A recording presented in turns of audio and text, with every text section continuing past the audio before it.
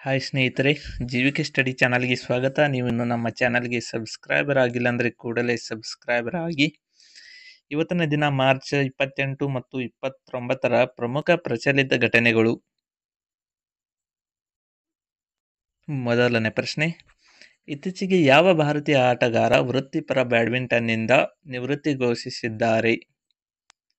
ಸರಿಯಾದ ಉತ್ತರ option B Sumit ರೆಡ್ಡಿಯವರು ಇತ್ತೀಚೆಗೆ ವೃತ್ತಿಪರ ಬ್ಯಾಡ್ಮಿಂಟನ್ನಿಂದ ನಿವೃತ್ತಿ ಘೋಷಿಸಿದ್ದಾರೆ. ಇವರು ಡಬಲ್ ಬ್ಯಾಡ್ಮಿಂಟನ್ ಆದ 2022ರಲ್ಲಿ ಕಾಮನ್ವೆಲ್ತ್ ಗೇಮ್ಸ್ನಲ್ಲಿ ಬೆಳ್ಳಿ ಪದಕ ವಿಜೇತ ತಂಡದ ಭಾಗವಾಗಿದ್ದರು. 2022ರಲ್ಲಿ ಕಾಮನ್ವೆಲ್ತ್ ಗೇಮ್ಸ್ನಲ್ಲಿ ಬೆಳ್ಳಿ ಪದಕದ ವಿಜೇತದ ತಂಡದ ಭಾಗವಾಗಿದ್ದರು. ನೆಕ್ಸ್ಟ್ ಕ್ವಶನ್, ಯಾವ ರಾಜ್ಯ ಸರ್ಕಾರವು ಇತ್ತೀಚೆಗೆ ನಾಗರಿಕ ಸೇವೆಗಳಿಗಾಗಿ AI ಚಾಟ್ಬ್ಯಾಟ್ ಸ್ವಾರ್ಥಿ ಅನ್ನು ಪ್ರಾರಂಭಿಸಿದೆ? ಸರಿಯಾದ ಉತ್ತರ ಆಪ್ಷನ್ ಸಿ ಹರಿಯಾಣ ರಾಜ್ಯ ಇತ್ತೀಚೆಗೆ AI ಚಾಟ್ಬಾಟ್ ಸ್ವಾರ್ಥಿ ಅನ್ನೋ ಸೇವೆಯನ್ನು ಪ್ರಾರಂಭಿಸಿದೆ. ನೆಕ್ಸ್ಟ್ ಕ್ವಶನ್, ಯಾವ ದೇಶವು ಇತ್ತೀಚೆಗೆ ಫೇಸ್ಬುಕ್ ಅನ್ನು ನಿಷೇಧಿಸಿದೆ? ಸರಿಯಾದ ಉತ್ತರ ಆಪ್ಷನ್ ಬಿ ಪಪುವಾ ನ್ಯೂಗಿನಿಯಾ ದೇಶವು ಇತ್ತೀಚೆಗೆ ಫೇಸ್ಬುಕ್ ಅನ್ನು ನಿಷೇಧ ಮಾಡಲಾಗಿದೆ. ನೆಕ್ಸ್ಟ್ ಕ್ವಶನ್, ಇತ್ತೀಚೆಗೆ ಭಾರತ ಮತ್ತು ಯಾವ ದೇಶವು ಆರ್ಥಿಕ ಸಂಬಂಧಗಳನ್ನು ಉತ್ತೇಜಿಸಲು ಲಿಬಾ ಗುಂಪನ್ನು ಪ್ರಾರಂಭಿಸಿದೆ? ಯಾವ ದೇಶವು ಆರ್ಥಿಕ ಸಂಬಂಧಗಳನ್ನು ಉತ್ತೇಜಿಸಲು ಲಿಬಾ ಗುಂಪನ್ನು ಪ್ರಾರಂಭಿಸಿದೆ? ಸರಿಯಾದ ಉತ್ತರ ಆಪ್ಷನ್ ಎ ಶ್ರೀಲಂಕಾ ದೇಶ. ಶ್ರೀಲಂಕಾ ಮತ್ತು ಭಾರತ ದೇಶವು ಆರ್ಥಿಕ ಸಂಬಂಧಗಳನ್ನು ಉತ್ತೇಜಿಸಲು ಲಿಬಾ ಗುಂಪನ್ನು ಪ್ರಾರಂಭಿಸಿದ್ದು. ಲಿಬಾ ಅಂದರೆ ಇದು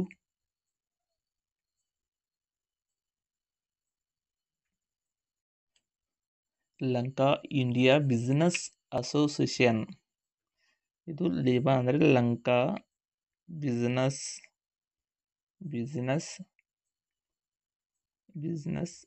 ಅಸೋಸಿಯೇಷನ್.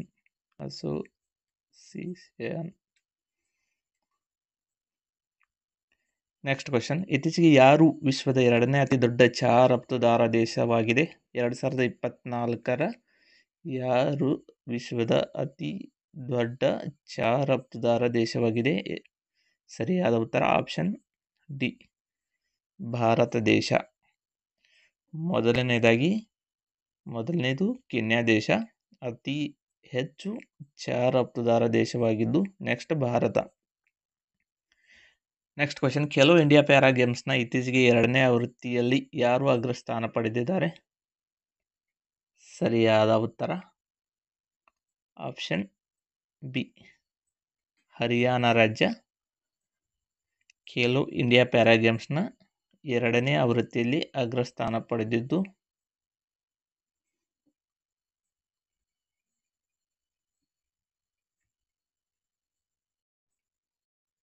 ಹರಿಯಾಣ ರಾಜ್ಯ ಮೊದಲನೇ ಸ್ಥಾನದಲ್ಲಿದ್ದು, ನೆಕ್ಸ್ಟ್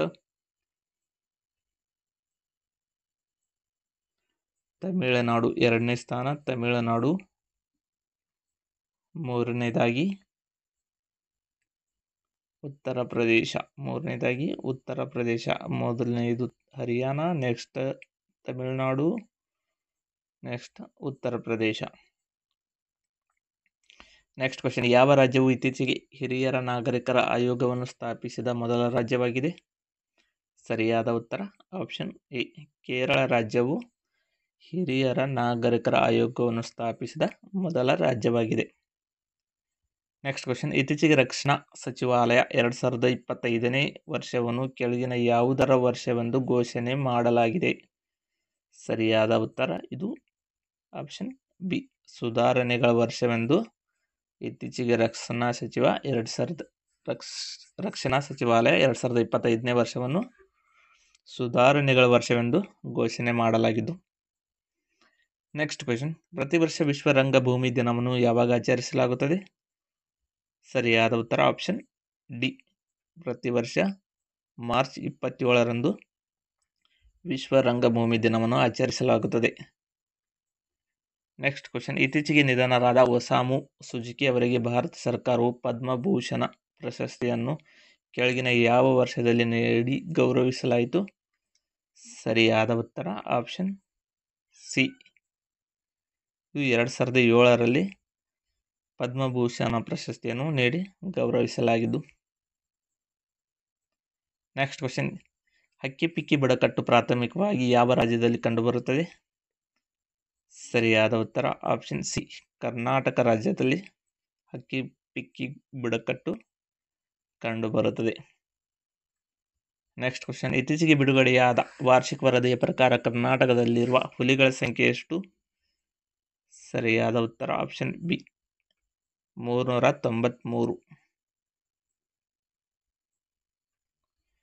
ನೆಕ್ಸ್ಟ್ ಕ್ವಶನ್, ಅಬೆಲ್ ಪ್ರಶಸ್ತಿಯನ್ನು ಯಾವ ಕ್ಷೇತ್ರಕ್ಕೆ ನೀಡಲಾಗುತ್ತದೆ? ಸರಿಯಾದ ಉತ್ತರ ಆಪ್ಷನ್ ಡಿ. ಇದು ಗಣಿತ ಕ್ಷೇತ್ರಕ್ಕೆ ನೀಡಲಾಗಿದ್ದು 2025ರ ಅಬೆಲ್ ಪ್ರಶಸ್ತಿಯನ್ನು ಪಡೆದವರು ಜಪಾನಿನ